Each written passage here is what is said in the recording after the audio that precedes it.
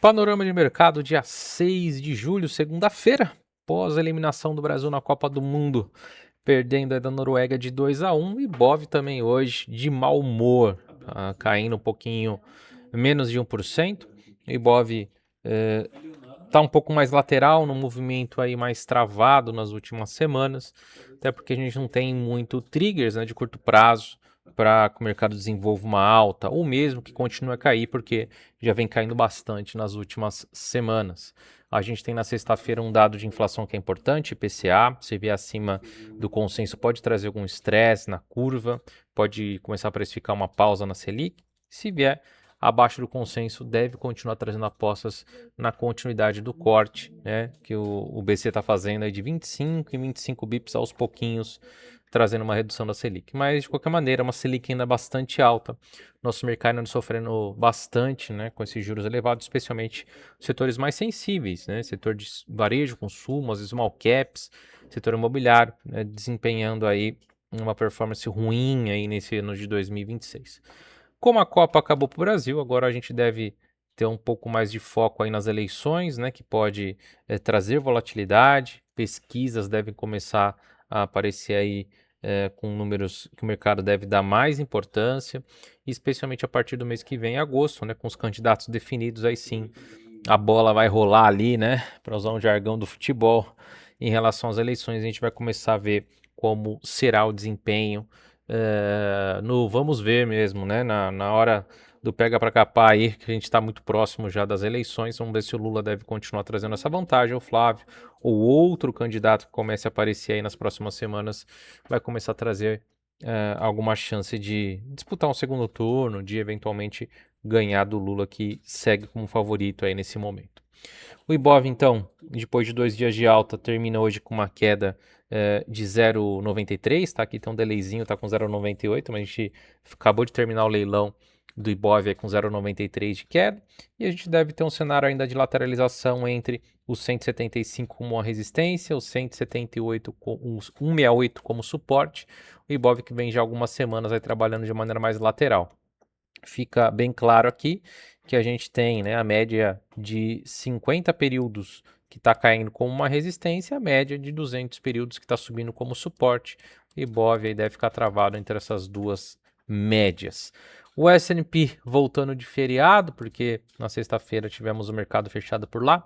Hoje subindo 0,72, está numa dinâmica bastante tranquila, né? Vendo um rally nos últimos meses. Está um pouco mais lateral agora, um pouco mais indefinido, mas muito próximo de testar e quem sabe romper a máxima histórica.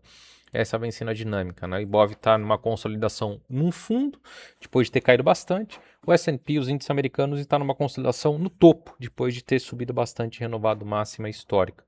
O Dow Jones, uma alta aí de 0,29, renovando a sua máxima histórica. O Dow Jones vem mostrando bastante força aí nas últimas semanas. As empresas industriais performando muito melhor que as techs, então a gente vê um Dow Jones aí renovando a máxima histórica, subindo 0,29.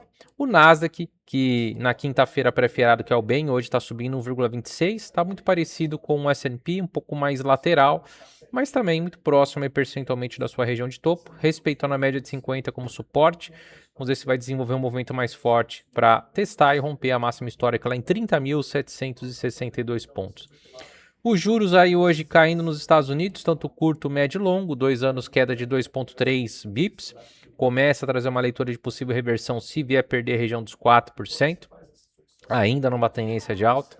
Os 5 anos em queda hoje de 3,2 bips, trazendo levemente topos e fundos mais baixos, mas precisa perder a média de 50 para voltar a trazer um sinal de reversão. E o 10 anos, uma queda de 1,6 bips. Vem já num canalzinho de baixa, mas precisa voltar a negociar abaixo ali da região dos 4,40, abaixo da média de 50 para trazer a continuidade desse movimento de queda. Dólar index praticamente estável, o dólar vem ganhando bastante força nas últimas semanas, mas corrigiu nos últimos dias, depois de chegar próximo da região de resistência dos 102 pontos. Petróleo, uma leve alta de 0,19, terceiro pregão consecutivo de alta, mas uma alta bem leve, né? Subiu um pouquinho na quinta, um pouquinho na sexta, um pouquinho hoje, depois de testar a região de suporte lá dos $70 e níveis pré-guerra. O petróleo dá uma leve respirada, um leve repique, mas a tendência de baixa ainda segue bastante relevante.